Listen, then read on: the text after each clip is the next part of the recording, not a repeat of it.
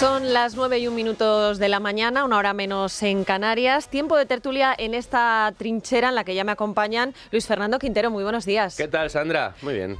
Encantado de estar aquí, ¿verdad? Yo feliz, feliz.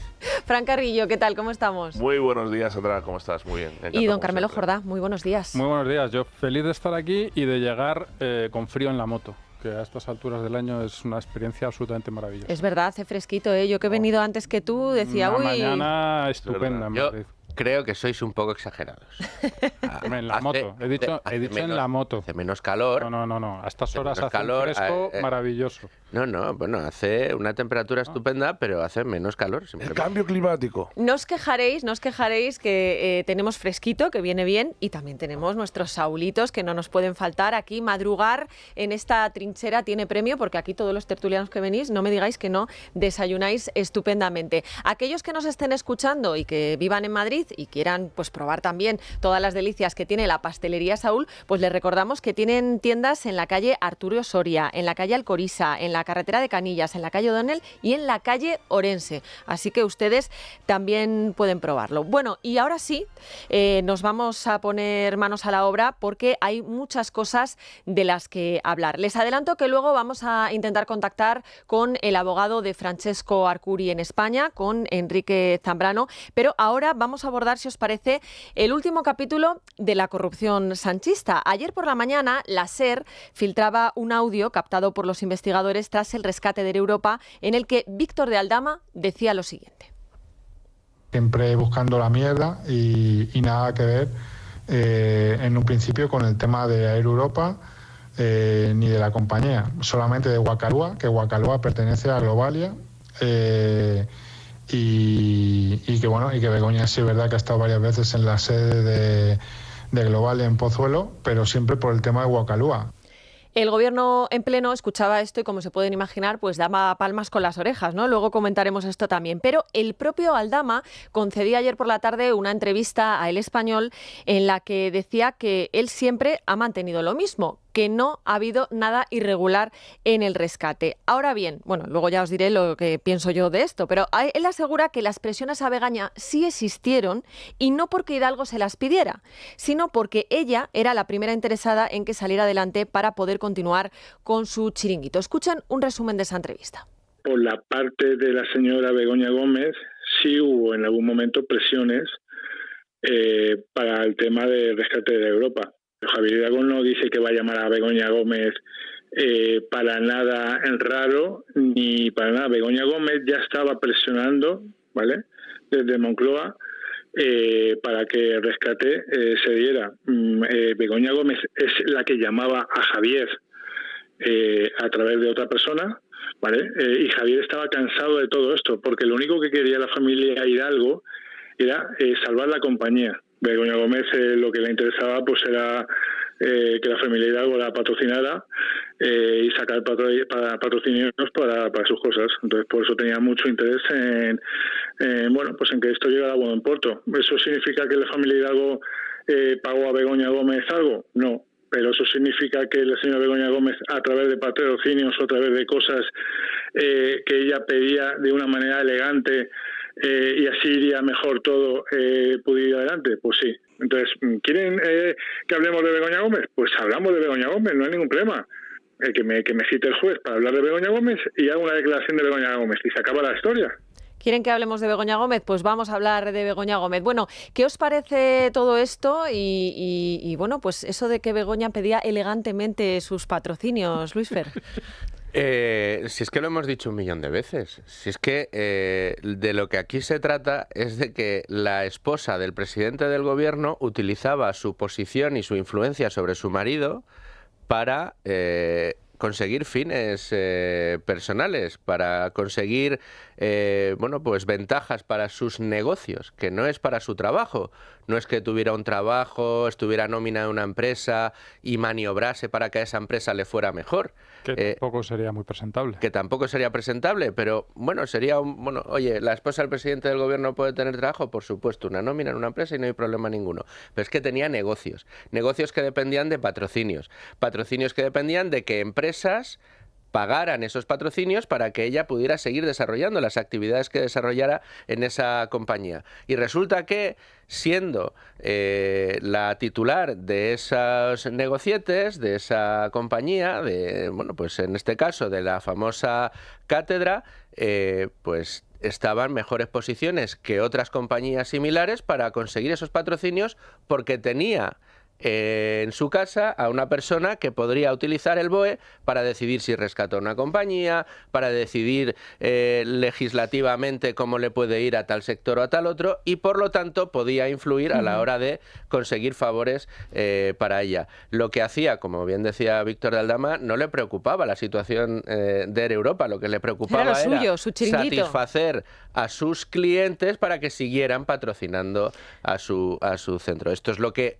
a todas luces parece que tenemos delante. Según cuenta Víctor de Aldama, es esto lo que tenemos delante, y lo que podemos decir hasta la fecha es que, por mucho que desde el gobierno se haya querido ridiculizar a Víctor de Aldama, decirle que era Mortadelo y Filemón, un agente de la tía, que era un mentiroso compulsivo, todo lo que ha ido diciendo hasta la fecha se ha ido demostrando cierto. En este caso, Carmelo, claro, estamos hablando de un rescate millonario en el que, según relata Aldama, Hidalgo no tuvo que pedirle mucho a Begoña, porque Begoña dice ya estaba presionando, porque la primera interesada en que ese rescate saliera adelante era ella. El resumen, si damos a esto total credibilidad, que yo creo que como todas las cosas hay que ponerlas un poco entre paréntesis, porque al final Aldama es quien es, tiene los intereses. Forma parte de la trama, está claro. Exacto.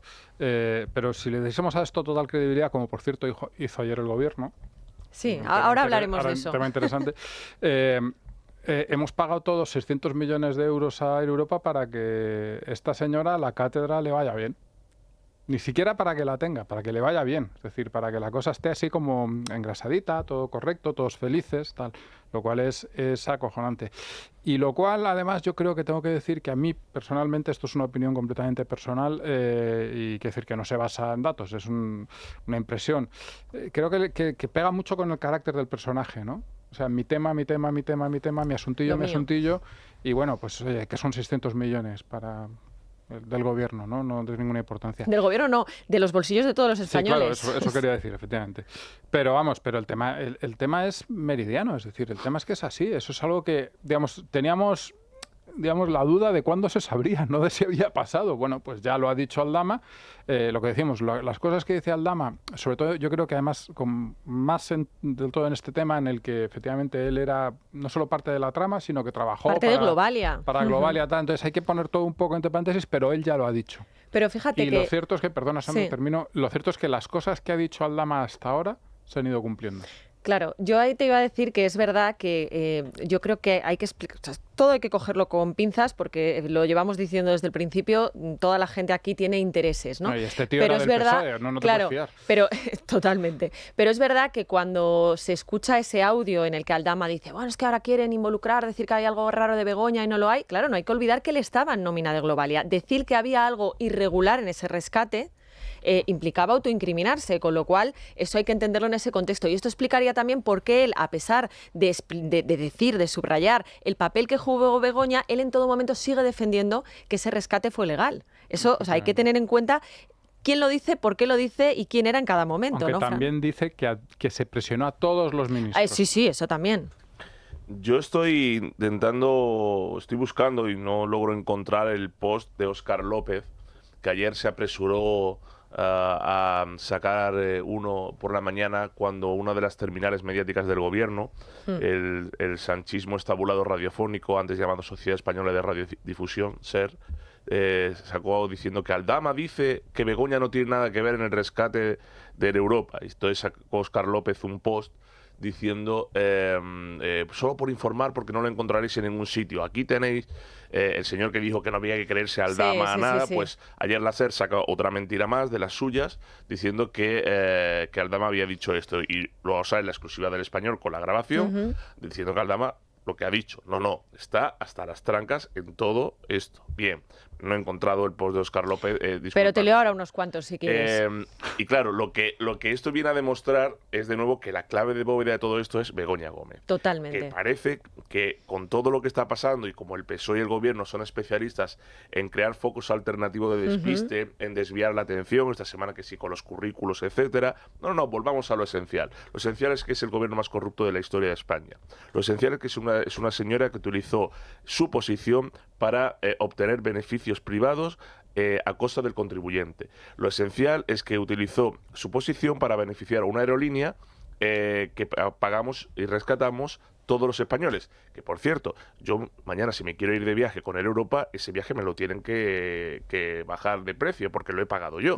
Es decir, ya lo he subvencionado yo por un lado, con lo cual, y eso no está ocurriendo. En tercer lugar, que utilizaba la Moncloa para sus negocios privados, que utilizaba empresas para que le financiaran cátedras y situaciones ventajosas, que, digamos, registró de forma ilegal un software por el cual ha sido también imputada, y que por ser la mujer del presidente ahora se pasea por el mundo en calidad con estatus diplomático, viajando no sabemos a dónde, aunque podemos imaginar para qué, y eso es la cuestión de todo.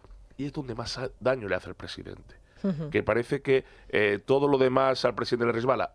Begoña Gómez no. Entonces hay que ir por aquí. Entonces lo que ha dicho Aldama es muy sustancial, decía Carmelo, con pinzas, porque uno, es del PSOE, con lo cual la mentira ya viene de fábrica. Dos, forma parte de la trama. Y tres, hay días que Aldama es noticia y el día que Aldama es fuente. Entonces, hemos tenido semanas en los que Aldama, como Ábalos, han desaparecido de los medios porque han pasado de ser noticia a ser fuente para los propios periodistas. Entonces, hoy está una mezcla de dos. Hoy es fuente y es noticia. Y eso hay que comentarlo, yo creo que siempre en esa perspectiva, ¿no? Pero dicho esto, es verdad lo que decía Carmelo también antes, ¿no? Que hasta ahora todo lo que ha ido diciendo Aldama se ha ido demostrando. Luego, más allá de las estrategias concretas que uno adopta en cada momento. Lo está dosificando. Sí, él está jugando, él está jugando sus cartas. Y hay que tener siempre en cuenta que él está jugando, efectivamente, jugando sus bazas, ¿no? Claro. Y él siempre habrá, como es lógico, a beneficio propio. Pero con todo eso, lo cierto es que cierta presunción de credibilidad le podemos dar porque hasta ahora las cosas que ha dicho se han cumplido. No solo por eso, Carmelo, sino porque esta señora hay que recordar que salió de prisión precisamente porque llegó a un acuerdo con Fiscalía para contar cosas. Con lo cual, esa presunción de credibilidad no es que se la demos nosotros, es que se la da la Fiscalía. Pero o sea, sí, cierto, pero claro, pero eso son las cosas que le dice a la Fiscalía o al juez. Las cosas que va por ahí diciendo en periódicos. Bueno, sí, claro. ¿Sabes? Es otra cosa. Pero bueno, pero lo que hemos dicho, o sea, él lo que ha ido diciendo se ha ido comprobando que era cierto, se ha ido comprobando desde el principio su importancia dentro de la estructura del Partido Socialista para determinados negocios, su importancia dentro de la trama o de varias tramas, y todo eso, bueno, pues es que es un testigo privilegiado de todos estos acontecimientos. Porque ha sido protagonista de los mismos. Hombre, claro. Es que parece que todo lo que sabemos de Víctor de Aldama lo sabemos por boca de Víctor de Aldama en sus declaraciones judiciales, que es la imagen que todos tenemos. Víctor sentado delante de un juez y contando las cosas. Más allá imagen de las que tengo es la foto con Pedro Sánchez, perdona. Cada uno que elija no te voy a decir que la tengo en la mesita de noche, pero... Pero recordemos que buena parte de la información que tenemos sobre lo que sabe Víctor de Aldama proviene de los propios sumarios en los que hemos visto transcritas las conversaciones vía WhatsApp entre Víctor de Aldama, Koldo, Ábalos y ministras, por ejemplo, como Nadia Calviño en su día. Porque aquí, cuando hablamos del rescate de Europa, cuando hablamos de la relación entre Begoña Gómez y Javier Hidalgo, se nos olvidan siempre algunos detalles que yo creo que no son menores. Uno de los detalles es que Nadia Calviño, entonces ministra de Economía, entonces vicepresidenta primera del Gobierno, cuando se estuvo negociando el rescate de Europa, fue la que levantó la mano en un momento determinado mientras se estaba negociando, mientras se tenía conocimiento de que se quería dar ese rescate antes siquiera de que se presentara formalmente, que es otro de los detalles que a veces se nos olvidan. Se sabe que se negoció el rescate antes de que fuera presentado la solicitud de rescate por parte de Europa de manera formal. Correcto. Esas reuniones previas, esos mensajes previos de que hay que ayudar a los Hidalgo están registrados días antes, semanas antes de que Air Europa pida al gobierno formalmente un rescate porque lo necesita. Y el tráfico de influencias es delito. Se nos olvida que Nadia Calviño ahí levantó la mano y dijo, oiga, que aquí hay una cosa que no es presentable. ¿Y qué era lo que Nadia Calviño no creía presentable para rescatar a Europa? Que pocas semanas antes, es verdad que antes de que irrumpiera el COVID, la matriz de Globalia había repartido dividendos y la familia se había embolsado, si yo no recuerdo mal, perdonadme si no recuerdo bien la cantidad, creo que unos 35 millones de euros. Claro, Nadia Calviño decía, ¿cómo vamos a presentar el rescate de una compañía que está al borde de la quiebra, que hace 2 días estaba repartiendo beneficios y a sus dueños 35 millones de euros? Pero la realidad es que ese rescate se consumó. Claro, porque Víctor de Aldama decía, bueno, pero si eso fue antes de todo, del COVID, aquí no hay problema ninguno. Pero lo que la gente se pregunta es ¿cuánto tiene Víctor de Aldama? ¿Cuánto va a sacar? ¿Por qué no lo saca todo ya? Y acabamos con esto cuanto antes. ¿Por qué es esa dosificación de la información? Ahora se lo cuento a un periodista, mañana se lo cuento a otro, mañana digo una cosita pero no lo cuento todo. Es decir, eso es lo que la gente se pregunta. Oye, si usted tiene todas las pruebas, sáquelo ya, no sé si la tiene usted toda en una caja fuerte por si le pasa algo. Claro, ¿por qué no lo saca ya? Porque o está esperando a ver si el gobierno le concede algo para decir, oiga, usted, deme usted todas las pruebas y usted tiene inmunidad para siempre, váyase a usted a otro país, vida solucionada. No sé a qué está esperando, porque este episodio, digamos, informativo, a ver qué cuenta hoy, a ver lo que dice, hoy es Aldama, mañana es Sábalos, pasado no sabemos quién será, eso acaba cansando a la población y es una baza también del gobierno, porque ese desgaste, sí, se está viendo las encuestas, se está viendo en la calle, pero seguimos a 2 años de las elecciones, que pueden pasar muchas cosas. Y esta semana hemos visto de nuevo cómo estratégicamente el gobierno ha puesto el cebo y la oposición, en este caso un partido en concreto, ha entrado de lleno. Porque se ha hablado esta semana no de lo que teníamos que hablar, la clave de bóveda, Begoña Gómez, el gobierno corrupto, la sauna, la prostitución de la que se lucró el presidente y el gobierno y lo imputado, sino de la dimisión de una diputada. Por eso digo que esto deberíamos también, ya no solo abrir los informativos, sino insistir. Y ya lo que ha dicho, que me parece el audio del español es tremendo, es cuántos Wacalúa, Globalia o Europa hay que no sepamos, porque esto es lo que sabemos, claro. Pero ¿cuántos hay que no sepamos? Porque hablamos de un gobierno que se lucró con las mascarillas, o miembros del gobierno que se lucraron con las mascarillas mientras la gente fallecía en pandemia, que aceptaron, utilizaron por su posición de influencia que se rescataran empresas que, como se ha comentado aquí, repartieron dividendos a sus dueños semanas antes, que además intercedieron para dar subvención por el tema del COVID a otras empresas en detrimento de otras que estaban mejor económicamente y que Europa, digamos, recomendaba. Entonces, ¿cuánto tiene que salir? Coincido todavía? plenamente contigo en todo lo que has dicho y ahora hablaremos de alguna de las cosas que has puesto sobre la mesa, pero antes hacía referencia a los tuits que habían colgado en las últimas horas algunos ministros y te leo alguno. Por ejemplo, María Jesús Montero: han sido meses de injurias, bulos y falsedades, pero la verdad se impondrá y algunos deberían empezar a pedir disculpas, y lo decía con la noticia de ese audio de la cadena SER de Aldama. Óscar Puente: esto lo coge Maruenda y te lo lleva a portada en un pispás. ¿A que sí? También Félix Bolaños: reitero, el tiempo pone todo y a todos en su sitio. Bueno, pues esta gente que ahora da palmas en las orejas con ese audio de Víctor de Aldama, hace no mucho tiempo decía todo esto que van a escuchar. Sobre la comparecencia de este personaje, ¿no? Las declaraciones de un presunto delincuente que está en prisión preventiva, que ha salido para testificar ante la Audiencia Nacional, pues me merece el crédito que tiene. Ninguno. A ver, o sea, menuda inventada. Solamente hace infundio, cuenta mentiras. Un delincuente señalar a personas que nada tienen que ver con esto o ejercer de pequeño Nicolás, que fue, yo creo, que la expresión más clara del ridículo de la declaración que hizo esta persona. Este señor ha dicho ser colaborador del MI6 y de la CIA. Le ha faltado decir ser agente de la TIA. Se piensa que es James Bond y se parece mucho más al pequeño Nicolás, el pequeño Nicolás segunda parte. Pareciera que el inocente está condenado permanentemente a reconocer y a defender su inocencia.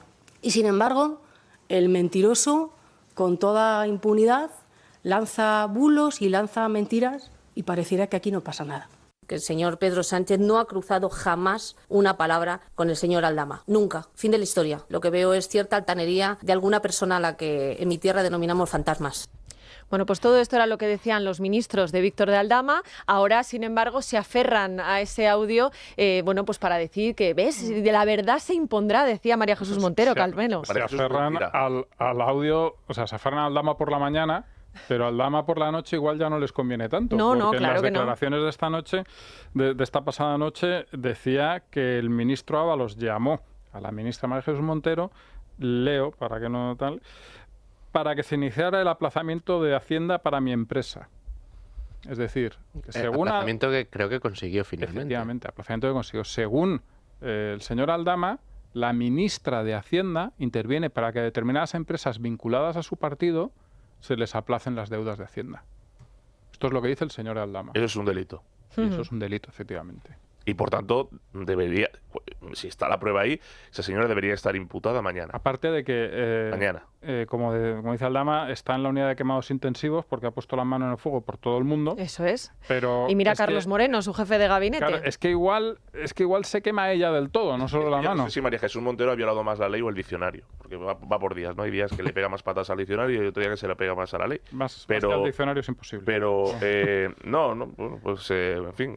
No las subestimes. Estamos ante un ejército de iletrados, de sinvergüenzas, de mafiosos y de delincuentes. Dicho con estas palabras, porque es que todo lo que está saliendo es de eso. Ya no es incompetencia política y personal, que también.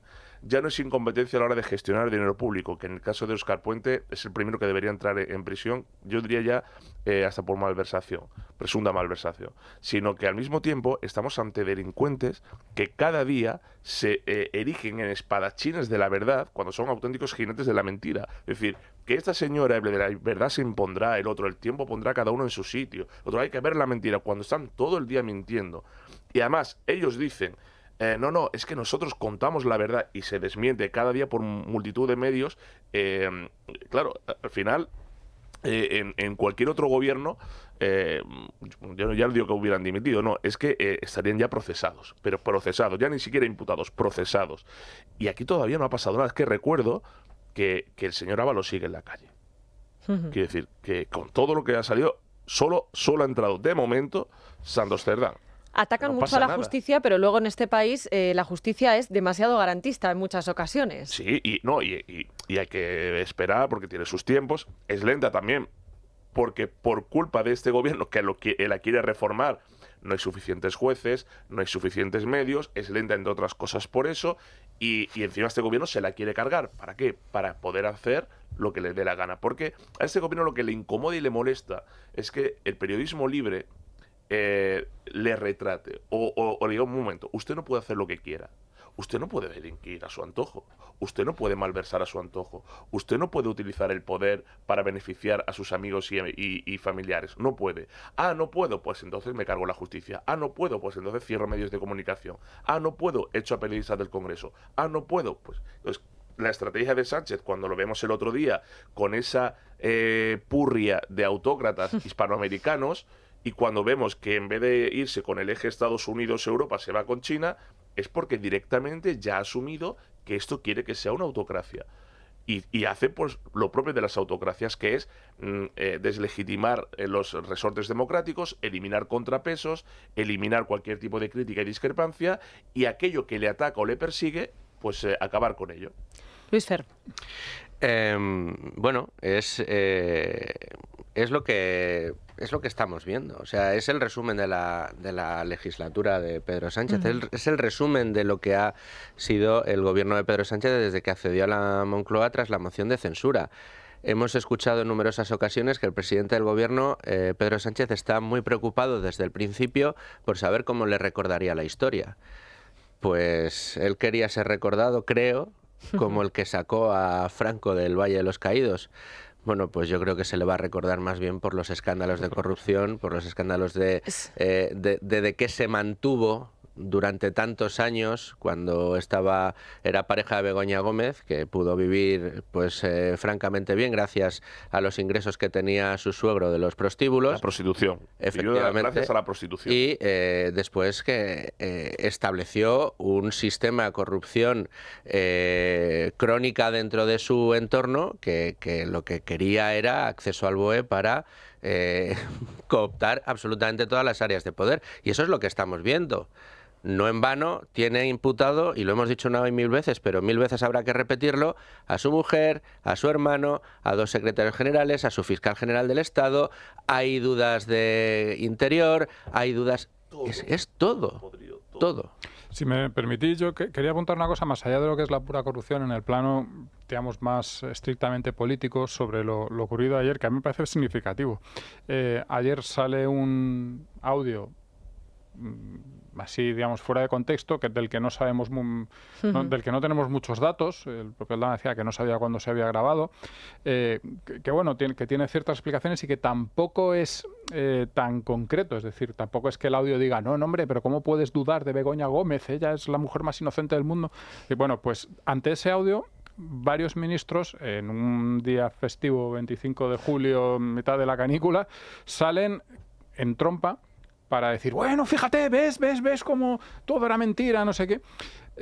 Yo creo que eso es una muestra tremenda de debilidad y de nerviosismo. Y a mí eso me parece, digamos, lo más significativo de todo, desde el punto de vista político, me parece eso, que cuando tú te aferras con tanta fuerza y con tanto entusiasmo a algo tan débil, lo que quiere decir es que no te llega la camisa al cuerpo. Ayer el gobierno dio una muestra de nervios y debilidad tremenda, que viven pendiente del audio que salga, de lo que por otra parte es lo lógico, y que se aferran a cualquier cosa, cuando, como vimos, yo ayer por la mañana comentaba algo así y digo, bueno, en unos días veremos cómo es desmentido. Bueno, no, es que ya ni siquiera en unos días, en unas horas. Sí, y eran, ¿cuántos ministros? 4 o 5 ministros. Un montón, sí. Hablando de que, bueno, fíjate, que ¿quién va a pedir disculpas? Bueno, pues mire.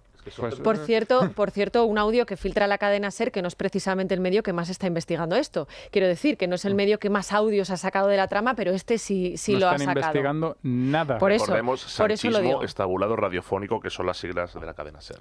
Bueno, coincidiendo contigo, Carmelo, es verdad que hay una cosa que decía antes Fran Carrillo, que es que el Gobierno también está recibiendo un pequeño balón de oxígeno con algunas polémicas que han surgido en los últimos días. Teníamos ya de la semana pasada todo el caso Montoro, que yo insisto, y aquí está Luis Fernando Quintero, nosotros llevamos denunciando desde el año 2013, ahí es nada, y esta semana se ha añadido el capítulo Noelia Núñez y su dimisión por falsear o por no decir con exactitud... No, por mentir. Por mentir, sí, porque yo digo que lo peor no es el documento, sino cómo ella en las entrevistas ha ido dando a entender que tenía lo que realmente no tenía. Pero lo cierto es que eso lo ha cogido el Partido Socialista, pues vamos, encantado de la vida. Y escuchen lo que decía Ángel Víctor Torres. Si esto fuera un partido de fútbol, en los 80 primeros minutos estaba fastidiado el Partido Socialista porque tenía que defenderse de tantos ataques, pero en los últimos 10 minutos el que está pidiendo la hora es el PP, ¿no? Por todo lo que está saliendo. Bueno, no Parece sé. mentira que lo reconozcan tan abiertamente. Sí, sí, eso también. Por todo lo que está saliendo, vamos a ver, es que es comparable en el tablero de la ignominia, es comparable. Ha mentido, ha falseado, ha dimitido. Se acabó. A partir de aquí ya no hay que hablar más de esto. Y el PP, que debería exigir todos los días, que no va a pasar, la dimisión, el cese, la destitución de todos los que han falseado, empezando por Óscar Puente, terminando por María Jesús Montero, y la ya no lista digamos que ha dado Sandra esta mañana uno detrás de otro, por Pedro Sánchez. Y me quedé sin decir alguno, ¿eh? O sea, no se va a ir ninguno por una razón muy sencilla, porque son de izquierdas. Porque Noelia Núñez ha dimitido porque no es del PSOE. Porque si hubiera sido del PSOE, hubiera sido recibida en Ferraz con honores, con alboroto y júbilo, y le hubieran dicho, no te vayas porque representas los valores que defendemos, la mentira, la excusa y la proyección, que es lo que hace el PSOE, que es mentir, delinquir y proyectar en el otro lo que está haciendo a sí mismo. Pero como la izquierda miente hasta para dimitir, y como no para de mentir, pues no dimite nunca, lo que ha hecho ha sido, de nuevo, liderar la estrategia del foco mediático.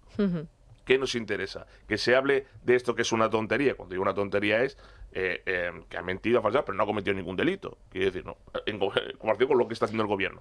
Vamos a hablar de esto. ¿Qué ha hecho el PP? ¡Guau! En tromba. No, por ahora tienes que dimitir tú. Y veo todas las declaraciones de los líderes del PP. Te toca, Óscar Puente, te toca. Pero ya. No. Pero dicho todo esto, Carmelo, yo no sé tú qué opinas, por seguir el símil futbolístico de Ángel Víctor Torres. ¿Crees que el gobierno va a conseguir con todo esto ganar el partido en la prórroga? Yo creo que Ángel Víctor Torres, la UCO le va a meter un gol por la escuadra cualquier día de estos y haría bien en tener cierta prudencia. A mí me parece que no. Lo cierto es que el Partido Socialista tiene la capacidad mediática que no tiene el Partido Popular por varias razones. Y la primera de ellas es probablemente no es seguro, que los medios que estamos, digamos, en un entorno que nos leen los votantes del Partido Popular, para que nos entendamos, estamos dispuestos a criticar al Partido Popular cuando haga falta. Y si sale algo que tiene la importancia que tiene, como lo de Leonida Núñez, pero que es efectivamente una mentira, pero vamos, como la Catedral de Burgos, pues nosotros lo denunciamos y nos parece muy bien que dimita. Que es lo que tenía que hacer, es que está claro. La dimisión. O si hay un ministro de Hacienda que está haciendo prácticas sospechosísimas, por decirlo de una forma muy suave, ¿quiénes lo denunciamos? No ¿Nosotros? Lo denuncia la SER. No, lo denuncia Libertad Digital, desde 2013, Luis Fernando Quintero, aquí presente, lo denunció ABC, es decir... No, es que lo de la doble vara de medir es una cosa muy de la izquierda. Entonces, claro, cuando el PSOE llama arrebato, a la hora tanto de atacar como de defender, hay una serie de medios que van a arrebato. Y entonces es muy fácil colocar en el debate determinadas cuestiones. Pero, bueno... Más allá de eso, lo cierto es que yo creo que esto, efectivamente, como ha dicho Fran, se ha terminado ya. Ya se ha acabado, ya no hay más. Ha dimitido. Adiós. Luis Fer, ponme el broche que tenemos que irnos a publicidad y seguir con otros temas. Aquí el Partido Popular parece que no se ha enterado de que está operando, de que está peleando en una batalla en la que, como dice tantas veces Cayetana Álvarez de Toledo, va en un tablero inclinado. Y el tablero inclinado quiere decir que los medios de izquierdas tienen tan pocos escrúpulos como los políticos de izquierdas. Y entonces están dispuestos a comprar cualquier mercancía e ir a muerte para defender a los suyos y equilibrar el partido, pese a que no haya equilibrio posible en la comparación entre lo que la corrupción que está saliendo a borbotones en el Partido Socialista y los casos, curiosamente, aparecidos en momentos muy puntuales. Exacto, sí. Y no seré yo sospechoso de querer librar a Montoro de cualquier responsabilidad. Desde luego que no. Pero es un sumario que lleva ¿cuánto?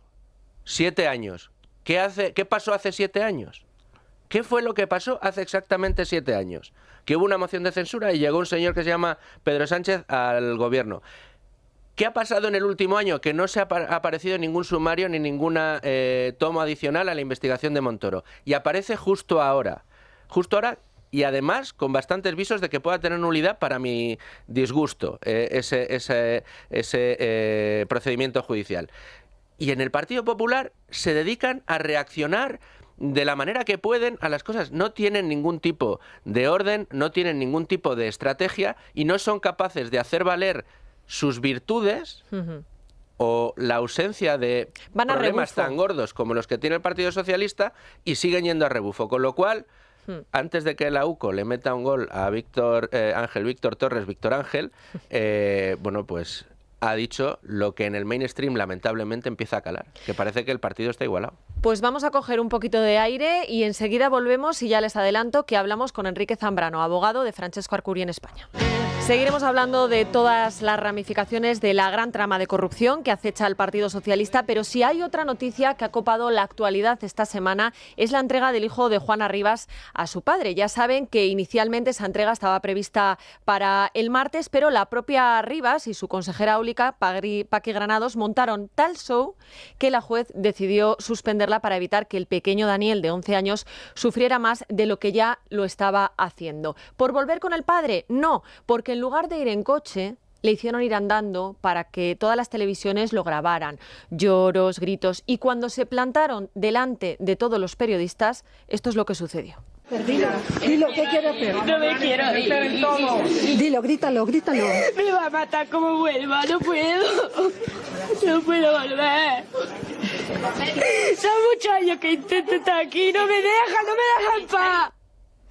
Finalmente, la juez ordenó que la entrega se produjera el viernes y para evitar que se repitiera este bochornoso espectáculo, obligó a Juana Rivas a acudir en coche a los juzgados y le advirtió que solo podría ir con su abogado. No podría estar ni Paqui Granados, que menudo personaje, ni su hijo mayor, Gabriel, al que la justicia considera que está completamente abducido por ella. ¿Qué sucedió? Pues que finalmente Francisco Arcuri pudo recuperar a su hijo Daniel después de 7 meses secuestrado por Juana Rivas. Don Enrique Zambrano, abogado de Juana Rivas en España. Muy buenos días. Hola, buenos días, Sandra, ¿qué tal? Me consta que ha sido una semana intensa, pero ha tenido un final feliz para Francesco y para ti también, por tanto, como representante legal. La primera pregunta, y creo que es lo más importante, es ¿cómo está el niño en estos momentos? Agradezco que sea esa la primera pregunta. Pues precisamente acabo de hablar con Francesco y le he preguntado, o sea, le he mandado un WhatsApp, le he preguntado que cómo ha pasado la noche de Daniel, viendo cómo se desarrolló el día de ayer y lo que viví yo personalmente, o sea, lo que vi, lo que percibí, pues te puedo decir que, bueno, pues que primero que el niño estaba descansando ahora mismo, porque están pendientes de hacer un vuelo interno en Italia. Va a ser recibido por todo el pueblo. Y el niño estaba estupendamente, no habéis visto la película Las dos caras de la verdad de Edward Norton cuando cambia la cara, pues como cuando da un interruptor y le cambia el rictus a una persona completamente, y el niño era un niño con su padre completamente normalizado, hablando de sus cosas, de su pesca, de su fútbol, de su jugador favorito de Génova, que los fichajes, que si fichajes no, que si fichajes sí, hablando de su novieta de allí, de Carlos Forte. O sea, que no fui yo solo el testigo de ellos, que estábamos hasta representantes del Estado italiano, el cónsul general, gente, que estábamos en un ambiente, digamos, de descompresión justo cuando salimos del espacio judicial, del edificio de la Caleta. Y fue la verdad que un momento para mí fue muy emocionante, porque claro es que no sé cómo explicar, ahora mismo se me está poniendo el vello de punta, perdona, y porque es que fue muy emocionante, porque es que ya llevamos tanto recorrido que ver que finalmente que el niño se integró, que rápidamente tuvo aceptó al padre en cuanto lo dejaron solo. Claro, eso era lo que te iba a preguntar, Enrique, porque hay mucha gente que a lo mejor no puede alcanzar a entenderlo. Dice, ¿cómo es posible que hace unos días, es verdad que arengado por Paqui Granados, por su propia madre, presionado, dijera todo aquello ante todos los periodistas y que de repente ayer, en un momento, conectara con su padre? Cuéntanos cómo se produjo ese momento. Sandra, es que claro, es que para esto hay que entender, yo soy profesional de esto, soy abogado de familia, especialista en problemas de este tipo. Entonces, yo o un psicólogo especialista en maltrato infantil, o como yo, que yo al final yo no soy psicólogo, pero tengo experiencia, pero sabemos cómo funciona este tipo de historias. Al final es intentar aislar al menor y a través de mensajes subliminales crearle unas realidades paralelas, y al final bueno, pues crean pues problemas psicológicos a los menores, lo que en este caso fue al final una entrega normalizada. O sea, en el momento que se quitó el elemento disruptor, que era en el martes, fue pues todo lo que has descrito tú, que fue pues eso es insólito, y creo que la fiscalía de oficio tenía que tomar cartas. Y después lo que ocurrió dentro, con una psicóloga de estas con el lacito morado, que por cierto estaba prohibido por Italia que fuera Daniel explorado, tratado o tal, pero que se han saltado todas las prohibiciones que dictó la Corte de Cagliari, todas, no una, no, todas, en cadena. Después el hermano, que es un auténtico soldado, están las resoluciones judiciales. Es triste, pero así es, y efectivamente así lo describe la justicia italiana. Es un soldado, es un soldado. O sea, yo tengo 8 años de experiencia en este tema, yo he visto el periplo judicial, yo conozco todas las resoluciones, no sé, para decirte, yo solo he producido unos 1.300 escritos, yo solo. O sea, imagínate el compañero de Italia. O sea, yo solo unos 1.300 escritos, o sea, es una auténtica barbaridad, porque claro, ellos tienen este conglomerado, o como quieran llamarlo, tienen un ejército y una maquinaria incansable, ¿no? pues bueno, pues ellos tienen que defender su causa y punto. Y el problema es que meten en la causa, primero, a un menor que es Gabriel, y ahora pretendían meter al segundo, ¿vale? Que el segundo vamos a ver si se queda ya con daños crónicos o no. Pero el primero yo creo que Gabriel va a ser muy complicado. Y te digo y te repito que el padre tiene una pena, él siempre manifiesta, es un luto, para mí es un luto, es como si hubiera perdido un hijo, para él y el problema para él es que lo ve encima vivo. Claro. Pues fíjate que la dureza para un padre. Y él recuerda, en todas las entrevistas, él siempre dice, yo tengo 2 hijos, Daniel, pero también Gabriel. No, pero si es que cuando hablamos él, siempre que nombra la palabra Gabriel, él no tiene que parar, porque no podemos seguir hablando. Enrique, una cosa, ¿qué va a pasar ahora con Juana Rivas? Y me refiero a esa investigación por un nuevo delito de sustracción de menores anunciada por la Audiencia Provincial, un delito que yo creo que a estas alturas es más que evidente porque ha estado 7 meses retenido en España y además hay que recordar que a esta mujer se le concedió un indulto condicionado a que no volviera a delinquir. Al mismo delito, además. Bueno, pues bueno, pero es que hay otro detalle más simpático, ¿no? Que es que el informe que emitió Instituciones Penitenciarias para adornar el indulto parcial, Juana Rivas manifestaba textualmente que se encontraba muy arrepentida y que si volviera a suceder ella no haría lo que hizo en ese momento, ¿no?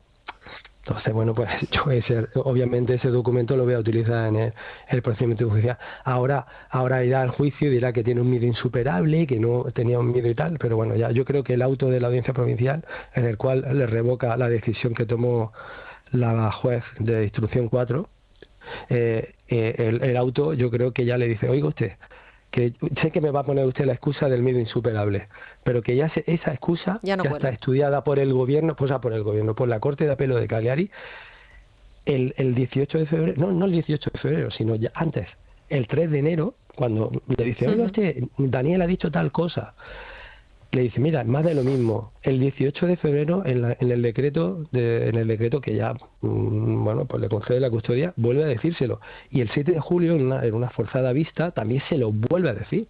Digo, usted, que no me cuente más historias, que son excusas. Pero te lo pregunto directamente, Enrique, ¿esta señora va a volver a prisión? La pregunta, vamos a ver, yo creo que se lo merece, y ella y más personas. Lo que pasa es que, claro, si en la anterior ocasión tuve la oportunidad de irme contra el resto de personas, pero yo vi que el tema había que centrarlo porque Francesco lo que quería básicamente era la suspensión de la paz de potestad. Te lo digo así de claro, o sea, no sabíamos que... O sea, ¿por qué? Porque al final tienes que focalizar las cosas y yo tampoco queríamos, ni Francesco ni yo queríamos crear esto en un circo político.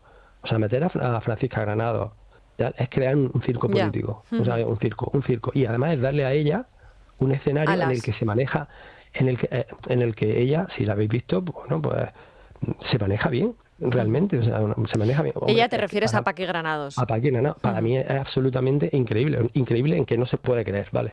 Pero es una persona que para su secta, porque es una secta primero, vamos, es que esto al final es retrotraerte para atrás, ¿no? Es decir, la ley 1/2004 favorece que se creen este tipo de conglomerados y pues se genera un clima económico político que favorece eso, se favorece la economía, o sea, digamos que al final nutre a cierto tipo de personas, pero es que al final crean una secta para que se vaya retroalimentando, porque son una secta, o sea, funcionan como una secta. Entonces el que no lo quiera ver, pues que no lo vea. Pero el problema es que cuando tienes una secta y encima tienes un gobierno o un ministro de Justicia, llegando a ministro de Justicia, pasando por la vicepresidenta del gobierno, que bueno, ya veremos, porque bueno, la ministra de Nutrición de Infancia y Juventud, digan lo que dicen, pues bueno, pues ya veremos. Sir Arrego, nombrando a mi cliente maltratado cuando no tiene ninguna condena, o Yolanda Díaz en los desayunos de la SER, diciendo que mi cliente es un maltratador, una vicepresidenta del gobierno, pasando por un ministro de Justicia, poniendo en duda a la justicia española. Pero bueno, pues esto es que lo estamos viendo todo. ¿Les vais a llevar a los tribunales por decir eso? ¿Lo estáis estudiando? Yo creo que hay que hacerlo.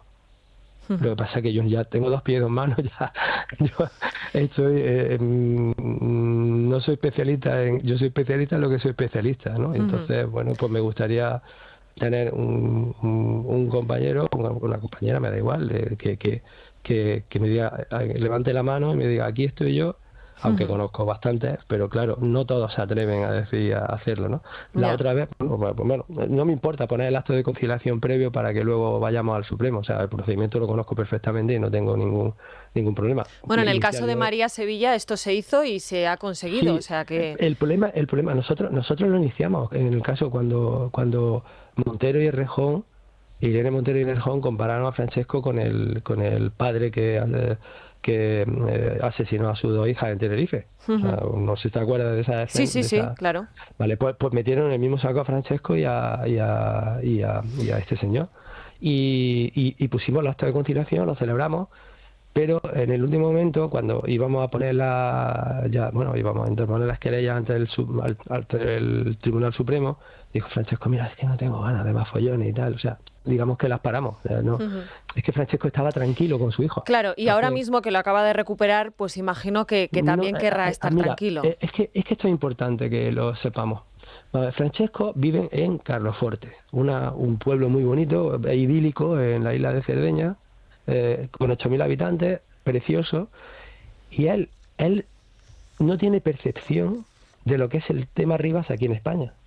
Entonces, cuando ha venido ahora, cuando ha estado esto desde el lunes hasta ahora, después de la entrega, hablando con un compañero tuyo, con Kiko Alcedo, que ha sido el que ha... Sí, que ha estado allí, además hace hoy una crónica fantástica en El Mundo. Le dijo, Kiko, acabo de darme cuenta de lo que es el problema. Acabo de darme cuenta del problema. Es más, mi compañero Serlapo, mi compañero con el que ha llevado el tema en Italia, hemos tenido muy buena sintonía siempre. De hecho, llamamos asuntos juntos, otros asuntos, y esto es curioso. La única distonía que hemos tenido alguna discusión y tal, pues bueno, oye, por puntos de vista y tal, pero tenemos muy buen feeling a pesar de todo. Dice, Enrique, no entiendo por qué tenemos que exponer a Francesco como un mono de feria. ¿Por qué tal? No sé qué. Eso fue el miércoles. Y ayer, cuando él estuvo allí viendo todo, dice, Enrique, te comprendo. Lo entendió, claro, es que hay que entender cómo funcionan aquí las cosas en España. Es que, claro, porque, pero ya no solo eso, sino porque lo entendió. Digo, mira, es que, Francesco, yo creo en la división de poderes, creo que la justicia independiente, y ha funcionado de forma así, pero cuando hay un juez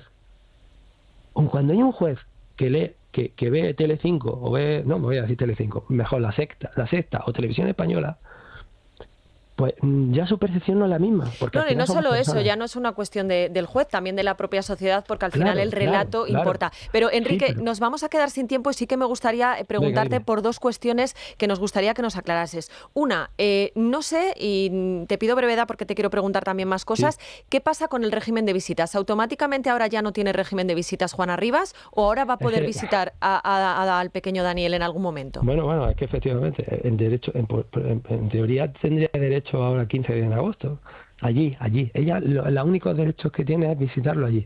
¿Y va a poder visitarlo? ¿O van a solicitar en Italia que se paralice esto? Creo que de oficio, lo primero que, como también la sentencia, directamente en cuanto llegara el menor, estaba estipulado que lo iban a hacer un tratamiento, o sea, lo van a explorar, lo van a ver en qué estado está.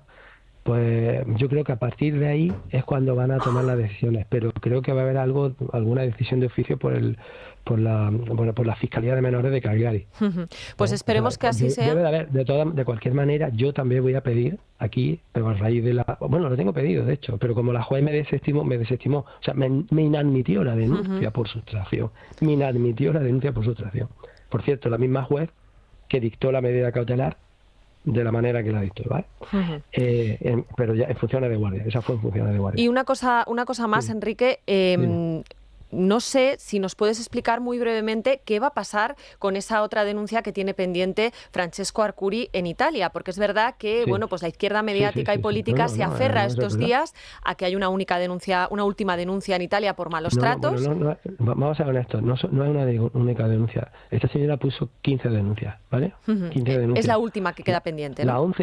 Fueron 11 denuncias archivadas, entre ellas la famosa del 2016 que sobre ella, sobre el maltrato de ella, que primero era un maltrato de ella, después lo convirtió al año siguiente en maltrato a los niños, y fue ya después las sucesivas denuncias que puso en Italia. En Italia puso 14, ¿vale? No, miento. Una a ella en maltrato al año siguiente, justo antes de la entrega. Otra, la abuela, diciendo que los niños eran maltratados, días antes de la entrega al padre, y el resto toda en Italia.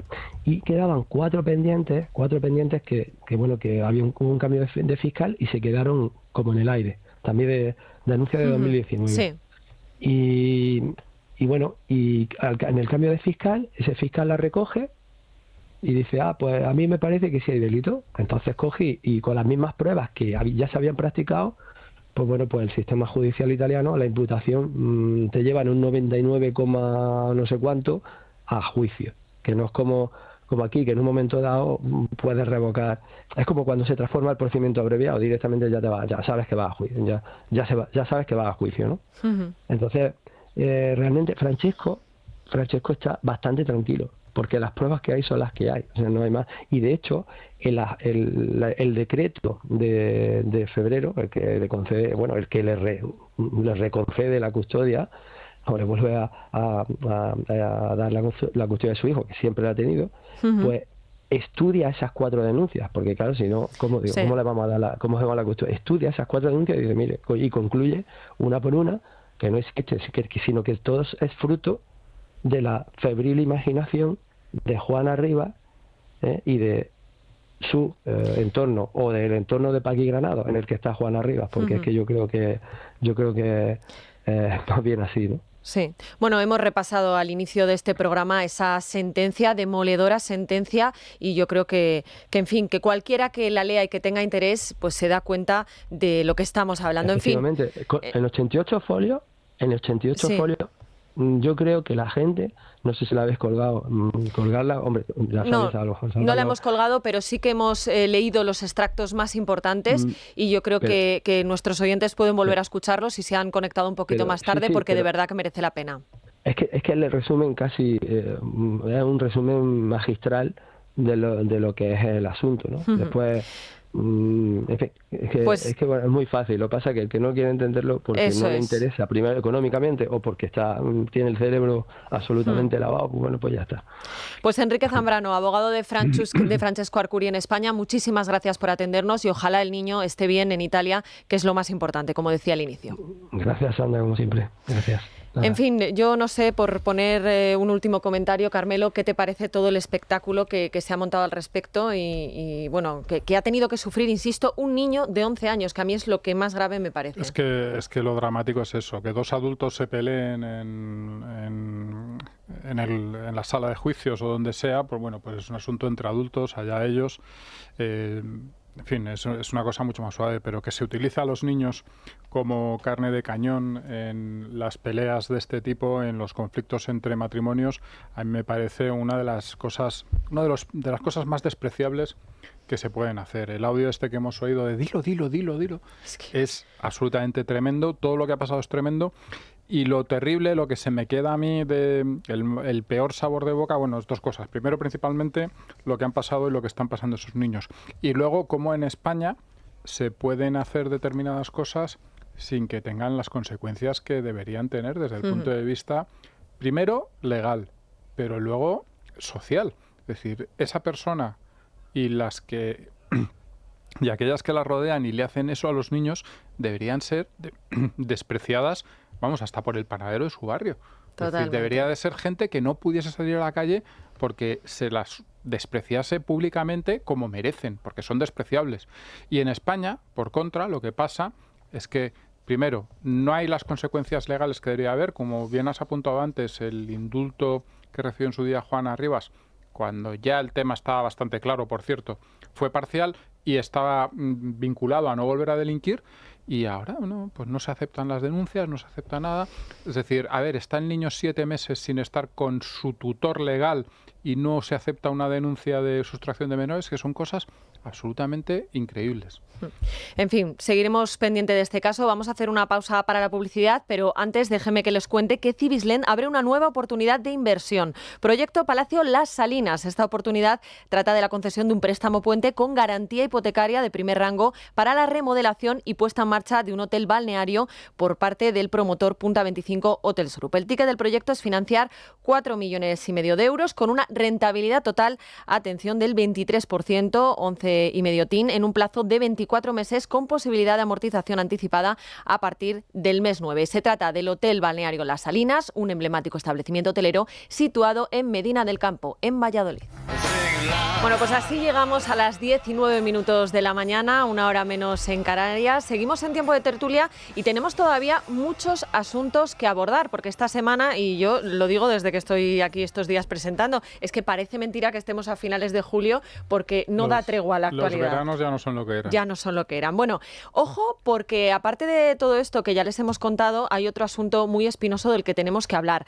La Guardia Civil ha certificado en un informe de 220 páginas la inexistencia de avisos por parte de los responsables de la Dana. Y ojo, porque en ese informe dice que la Confederación Hidrográfica del Júcar no avisó del desbordamiento del barranco del Pollo. ¿Esto por qué es importante? Pues básicamente porque dicen que de los 228 fallecimientos, 192 se produjeron precisamente ahí, en el barranco del Pollo. Además, este informe también insiste en que la EMET no informó en tiempo real de los avisos. Carmelo, tremendo informe. Es verdad que con todo lo que tenemos encima, estas cosas a veces pasan más inadvertidas de lo que deberían, pero desde luego que es un informe durísimo. Sí, y lamentablemente todo lo ocurrido en la Dana se politizó al minuto siguiente, y yo creo que eso nos ha llevado a tener el foco donde no debía.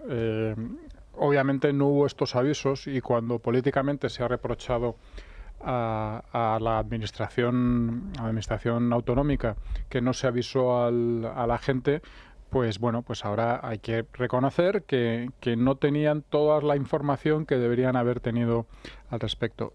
Dicho esto, yo he pensado siempre, y sigo pensándolo, que habría cambiado poco el resultado final de lo ocurrido si hubiese habido un aviso que hubiese llegado 1 hora antes. Esa es mi opinión personal. Igual me equivoco, pero yo creo que el gran problema de lo que ha ocurrido en Valencia no es lo que ocurrió esa noche o si se avisó 1 hora antes o 1 hora después, sino lo que ha ocurrido después y la dejación. Porque, digamos, de los fenómenos atmosféricos absolutamente extremos, como fue la Dana, no se puede responsabilizar a nadie.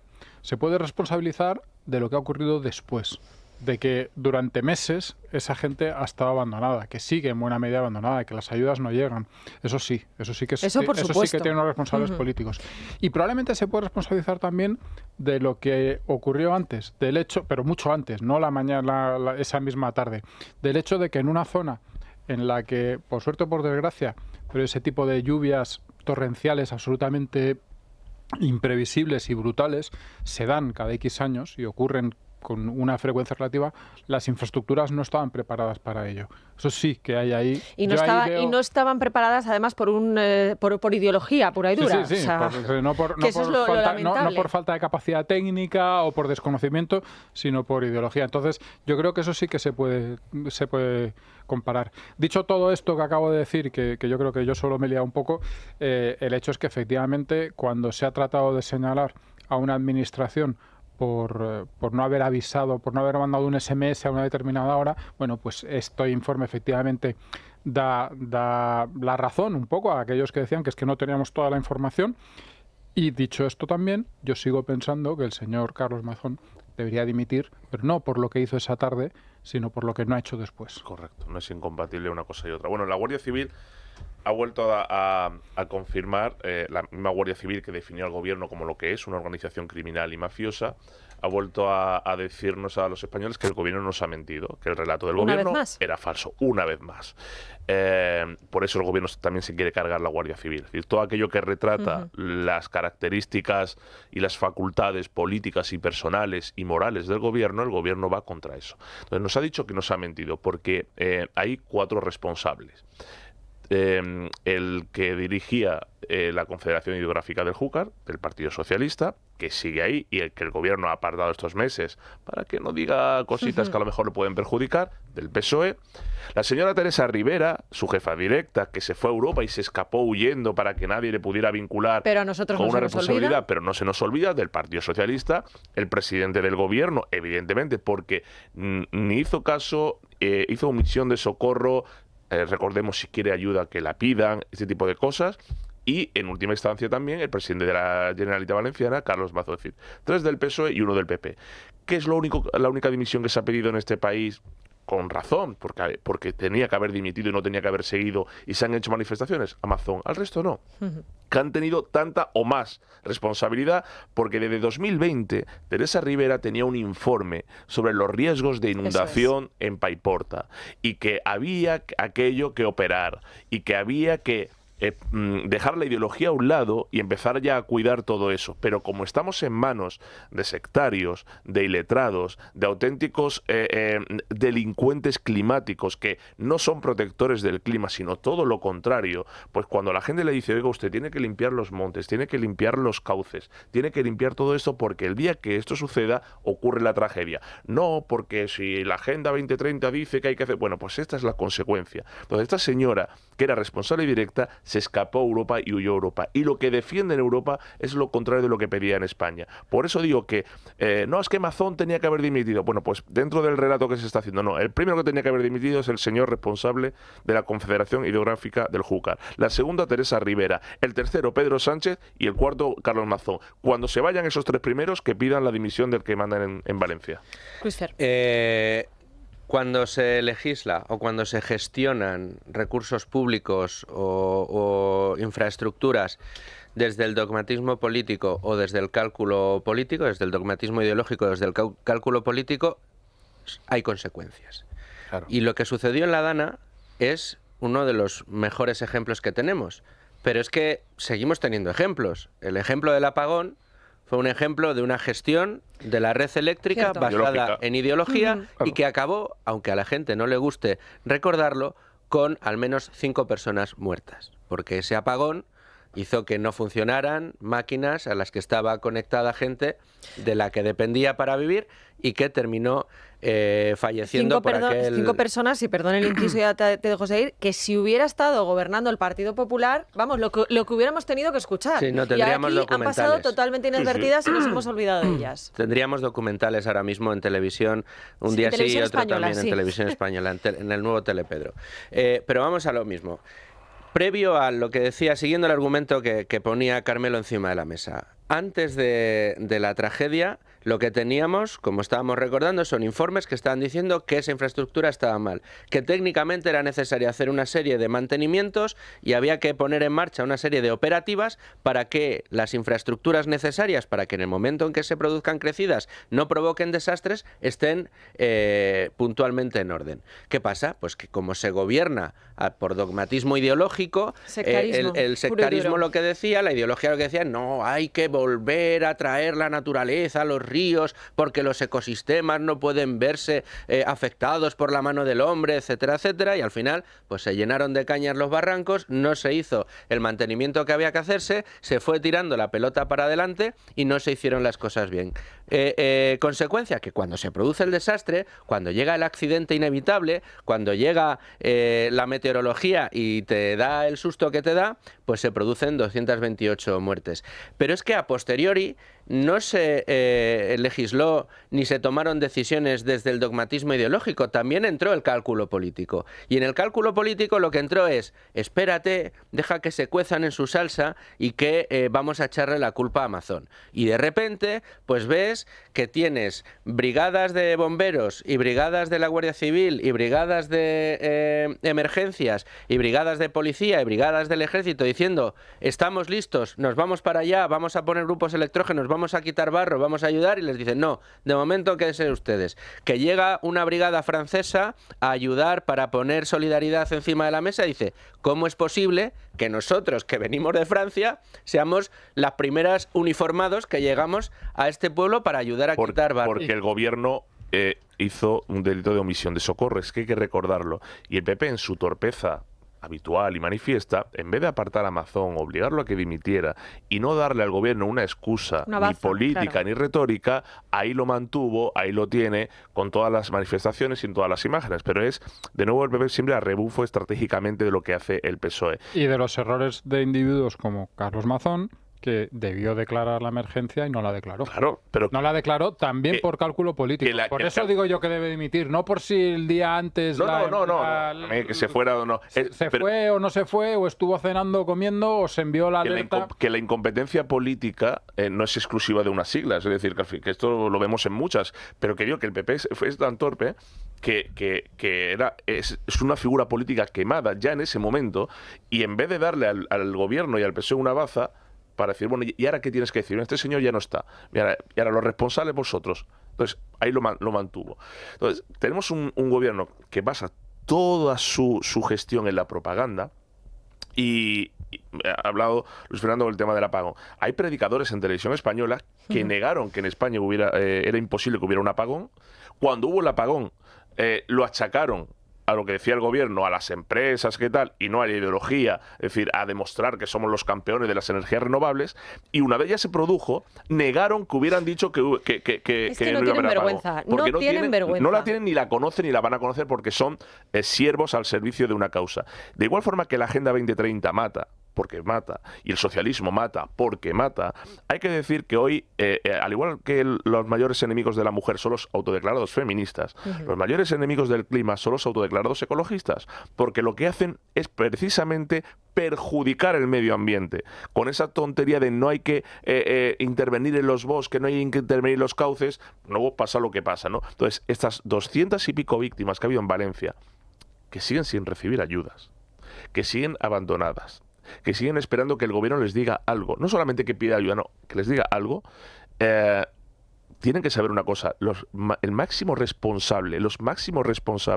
de su tragedia se llama Gobierno de España, se llama ideología woke socialista, se llama Agenda 2030, porque esa riada nunca hubiera llegado de haberse hecho las cosas bien, sin cálculo político, sin ideología y sectarismo y sin ningún tipo de connotación. En ese caso. Por tanto, lo que ha dicho la Guardia Civil, lo que ha dicho sobre el Barranco del Pollo, lo que ha dicho sobre la Confederación Hidrográfica del Júcar, es para que el PP, Vox, toda la oposición lo saquen todos los días, los medios, todos los días. Hay un delito de omisión de socorro del gobierno, hay una corruptela moral del gobierno y hay una delincuencia invigilando también de los responsables, uno en Europa y otro en Moncloa, que son los que al final causantes de que eso se produjera. Totalmente de acuerdo. La desgracia que tenemos en España es que en este país nos gobierna un partido que es el Partido Socialista, que bueno, pues domina muy bien esa batalla del relato, que al final pues tapa un poco, muchas veces, bueno, un poco mucho los hechos y la verdad. Pero bueno, para eso estamos también nosotros, los periodistas, y vosotros, que nos ayudáis aquí, nuestros tertulianos, a poner los puntos sobre las íes en todos los temas que vamos tratando. Tenemos ya con nosotros a nuestra compañera Irene Ortega. Irene, ¿qué tal? Buenos días. ¿Qué tal? Muy bien, buenos días. Porque ella ha estado escuchando todo lo que nos han ido diciendo nuestros oyentes. Ya saben que en este programa nos interesan mucho sus opiniones, por eso todos los días lanzamos una tuit encuesta y luego pues también escuchamos lo que nos dicen en nuestro número de WhatsApp, que siempre recordamos al inicio del programa. Recuérdanos, Irene, ¿qué es lo que preguntábamos hoy y qué es lo que han dicho nuestros oyentes? Pues hoy preguntábamos, ¿crees que Begoña Gómez influyó en el rescate de Air Europa? Hemos dado como siempre 3 opciones, que son sí, Hidalgo lo demuestra, se interesó pero no presionó, y por último no, se mantuvo al margen. Ha habido una gran diferencia, la verdad, de votaciones. La primera opción ha tenido un 94%, que es la de que sí, Hidalgo lo demuestra, y luego las otras dos pues han estado empatadas con el 3%. Claro, las reuniones, hay que recordar que Begoña Gómez se reunió con Javier Hidalgo justo antes del rescate de Europa, y luego también está esa otra conversación que se supone que se produce en la que dicen, bueno, oye, que Hidalgo está harto y que va a llamar a Begoña. Luego tenemos todas esas declaraciones que nos han puesto sobre la mesa Víctor de Aldama. ¿Y qué es lo que nos cuentan en el contestador? Pues vamos a escucharlo. Venga. Claro que la señora Gómez está metida en todos estos chanchullos que le hace su marido, pero ella, como la infanta Cristina, no me consta, no sé nada.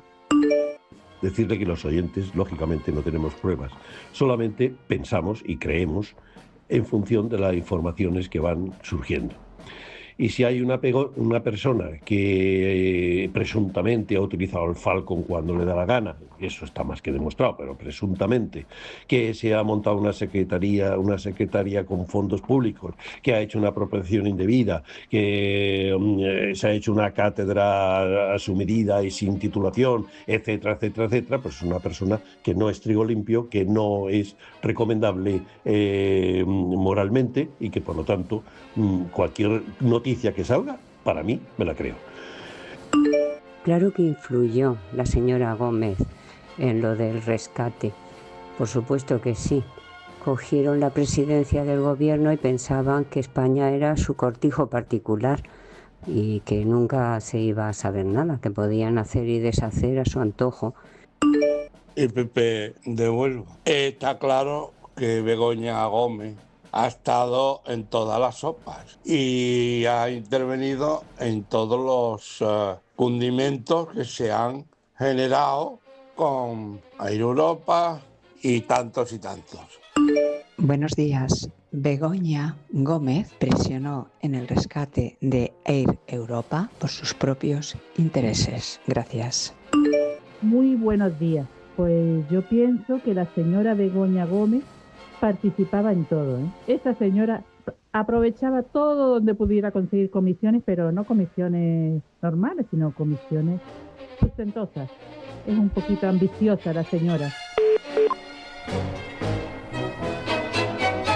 Bueno, pues así llegamos al final de la tertulia. No sé a vosotros, pero a mí se me ha pasado volando. Así que nada, pues muchísimas gracias a los tres. Hay tantos temas que no damos abasto casi. Sí, casi nos tenían que ampliar aquí el horario.